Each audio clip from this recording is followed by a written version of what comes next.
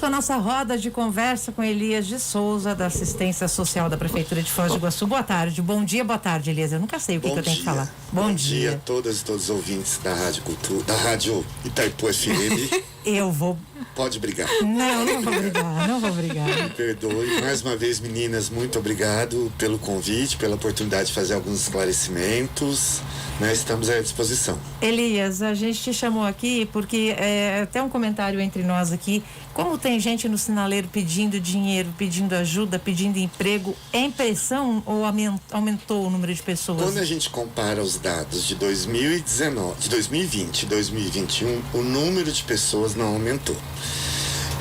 Não aumentou. Então, não posso dizer que aumentou em função da pandemia, que seria muito, não aumentou. Esse número, a gente tem esse monitoramento, ele não aumentou. O que a gente tem são situações talvez mais gritantes do que aquelas que a gente ia. Como eu já falei uma vez aqui, a gente tem hoje uma grande capacidade de acolhimento nos acolhimentos do município. Muitas dessas famílias não aceitam ir, pessoas e famílias não aceitam ir.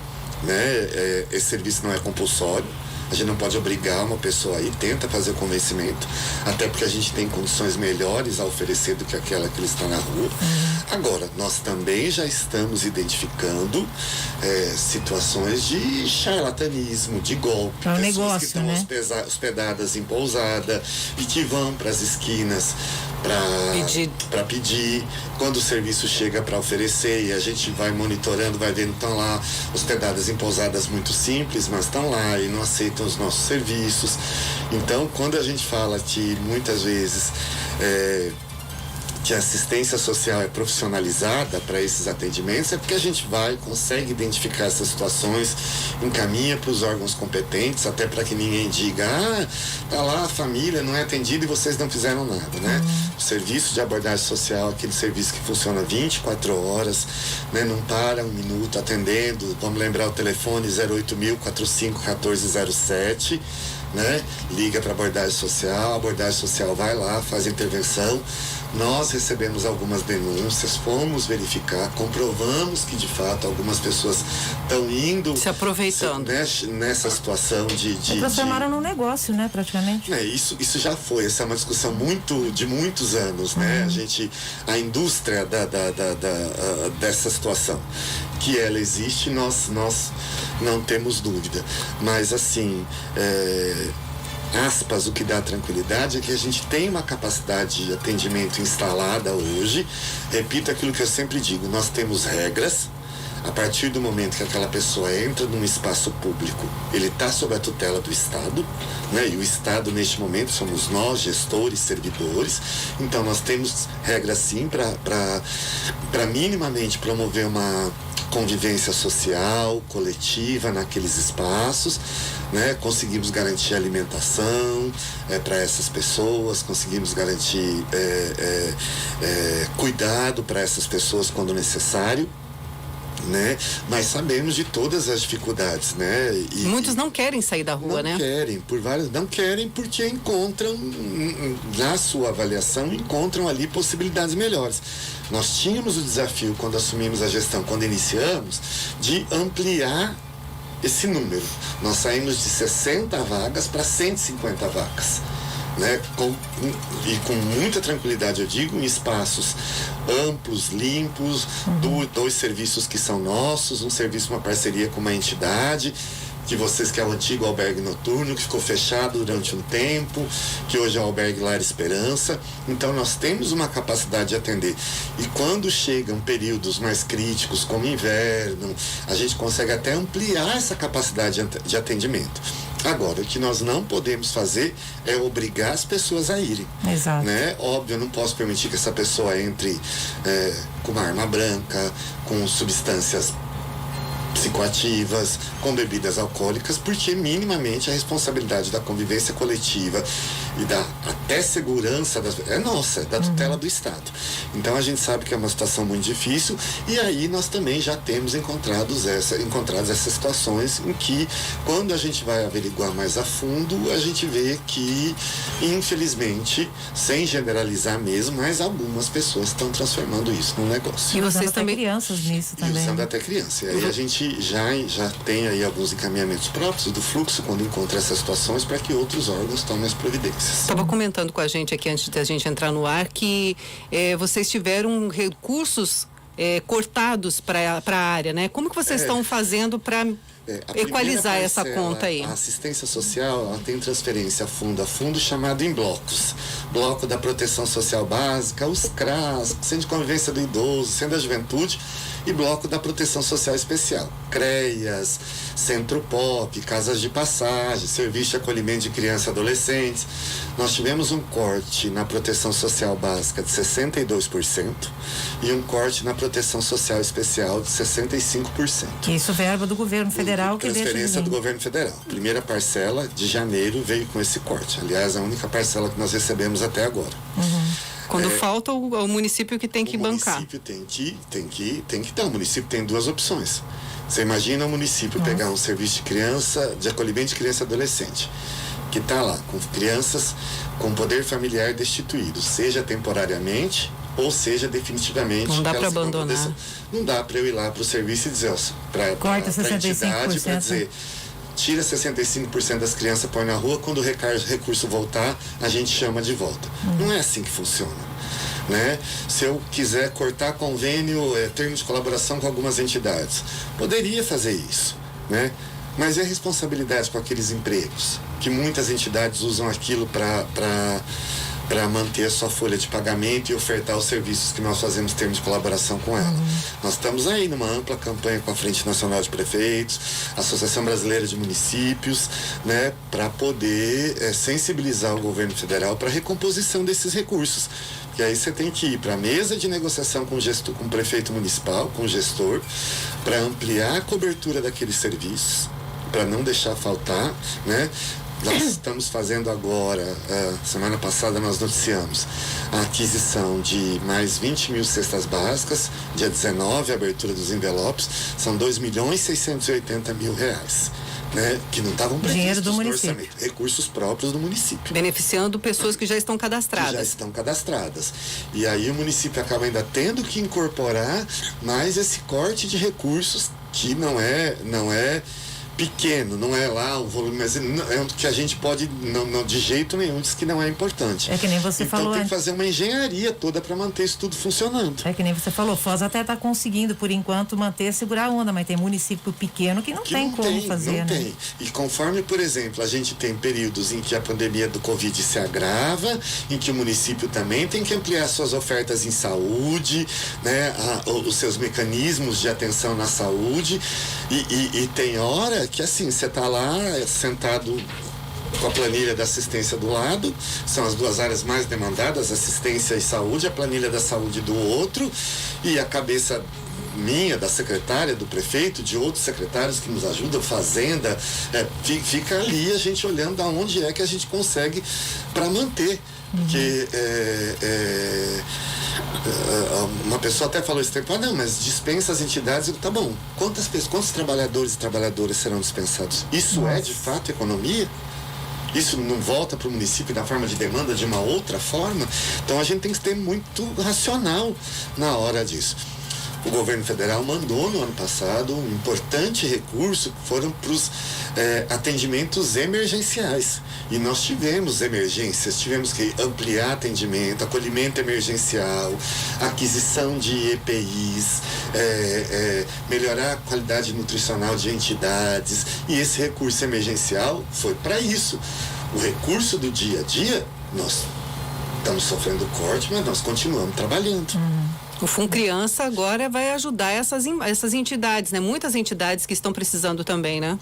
As entidades, agora o FUNCriança, as doações do imposto de renda para o FUNCriança, nós tivemos hoje a notícia de que o prazo foi até 31 de maio. Prorrogaram, bom, né? Prorrogado, tanto para a entrega da declaração quanto para as doações do FUNCriança, né? Nós temos já aquelas situações em que empresas e pessoas doam ao longo do ano, ok, e agora no imposto, né, na declaração, essas pessoas doam. Então, assim, só abrir lá o site da prefeitura, você entra lá, tem um banner específico para isso, e é importante falar que desde o ano passado você pode doar pro FUNCriança e para o fundo do idoso. para esses 2 fundos. Quero só fazer um esclarecimento que esses tempos eu ouvi também uma coisa equivocada de uma pessoa: eu não vou dar dinheiro para o município. O Conselho Municipal dos Direitos da Criança e Adolescente, Conselho Municipal do Idoso são órgãos autônomos, tem composição paritária, 50% governamental, 50% da sociedade civil, dividido nas suas especificidades. O município não toca nesses recursos, não vai para a conta do município, vai para a conta do fundo. Como é que se distribui esses recursos? Tanto o fundo da criança e adolescente quanto o fundo do idoso produzem um edital, as entidades se candidatam a esse edital. E as entidades têm que estar todas legalizadas, bonitinho. As entidades têm que estar todas regularizadas, com prestação de conta em dia, seja prestação de conta financeira, prestação de conta de execução de serviço, sem nenhuma pendência. Então, estes órgãos é que decidem como vai ser gasto esse recurso. O município, em alguns momentos, ele faz lá uma licitação uma licitação para adquirir coisas para as entidades com a execução desse recurso, quando é possível. Por quê? Porque foi decidido neste conselho que seria desta forma. Então, e essa doação para essas entidades é importante porque ela é uma doação segura, isso é extremamente fiscalizado, né? Os órgãos são os órgãos, tanto os 2 conselhos, Conselho Municipal do Idoso, Conselho Municipal da Criança e do Adolescente, são órgãos que têm aí uma história. Isso é importante para as instituições, muito mais agora nesse período de crise financeira em função da pandemia do Covid-19, né? Auxilia essas entidades, muitas delas para sua manutenção. Exato. Para sua manutenção, porque pode ser que nós tivéssemos até por parte do governo federal, estadual ano passado, mais recursos, mas não foi tudo muito destinado para a saúde com justa necessidade, né? E muitas entidades estão ali se segurando. E aquelas entidades, também não tenho medo de dizer isso, aquelas entidades que estão lá, que são cadastradas, que são registradas, que têm o registro dos conselhos, seja do idoso, seja da criança e adolescente, assim como a assistência, são entidades sérias, que têm capacidade de execução. Como que elas têm acesso a esse dinheiro do Fundo Criança? Elas têm que apresentar projetos? O Conselho Municipal dos Direitos da Criança e Adolescente lança um edital dizendo, vamos supor que arrecade 500 mil. O Conselho divide, tanto nós vamos para isso, tantos para aquilo e tantos para aquilo outro. As entidades olham o edital, veem a modalidade em que elas se enquadram, que tem mais capacidade de atender, apresentam o projeto, esse projeto é avaliado por comissões, a sua viabilidade financeira, a sua viabilidade como serviço. Se aqueles serviços são serviços que estão previstos na legislação, ninguém apresenta projeto para inventar a roda. Sim. Tem que ser projetos que já estão previstos, que possam ser ampliados, ou atendimentos em consonância com a legislação, que diz que A é A, B é B, a gente fala de serviço de atendimento, né? E aí são avaliados e as instituições são contempladas com este recurso, né? Então é todo um processo, muita transparência, claro, as reuniões dos conselhos são públicas, então todo esse processo de acessar esse recurso se dá dessa forma, da mesma forma que é no Conselho Estadual do Idoso e no Conselho Estadual dos Direitos da Criança e Adolescente. Entra no site da Prefeitura, entra no banner lá, tem todas as informações. Tem todas as informações para você, do passo a passo, direitinho, com um videozinho instrutivo, inclusive, de como você fazer a doação para estes 2 fundos. A gente não pode escolher a entidade, não, né? Não, você faz a doação para o fundo, tá. Porque o que se entende? Que isso é mais democrático. Como o fundo participa efetivamente, acompanha, monitora o município, a execução do município, o fundo tem um know-how, o conselho, né, tem um know-how de entender quais são as áreas que o município tem mais necessidade, quais são as áreas que estão apresentando demanda para ampliação, né? Aonde aquele recurso será melhor investido, né? Neste momento, não só da pandemia, mas esse processo sempre foi assim. Ele é mais democrático porque ele oportuniza que todas as entidades que estejam regulares participem em condição de igualdade. E tem muita gente procurando para fazer a doação? Vocês têm esses números? A gente recebeu bastante solicitação de informações, repassou as informações, a gente divulgou bastante isso também nos meios de comunicação. Então tem bastante pessoas procurando. O município veio melhorando a sua arrecadação a cada ano, né? Isso é importante.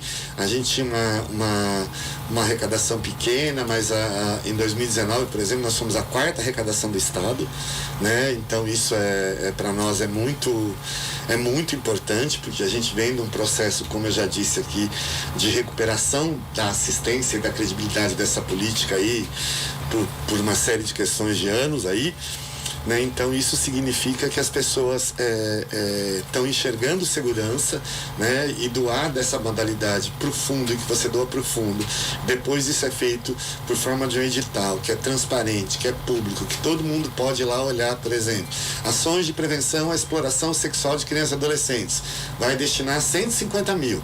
Então eu sei que as entidades vão se inscrever, o recurso é aquele, né, para promover ações de enfrentamento e combate à exploração sexual de crianças e adolescentes. Né, outras de outra modalidade. Então isso é muito bom, essa transparência é muito boa. E o legal é que essa prorrogação do prazo, agora o pessoal tem mais tempo até para pesquisar e para fazer a doação, né? Para poder conhecer, para poder olhar o fundo. Felizmente o nosso fundo vem aí com uma sequência de anos de regularidade, porque nós também somos submetidos à aprovação, né, do Tribunal de Contas do Estado, o Conselho, o nosso AR-CPF, que chama as declarações de regularidade, Conselho, Plano e Fundo, estão todas em dia, zeradinho. Tudo ok.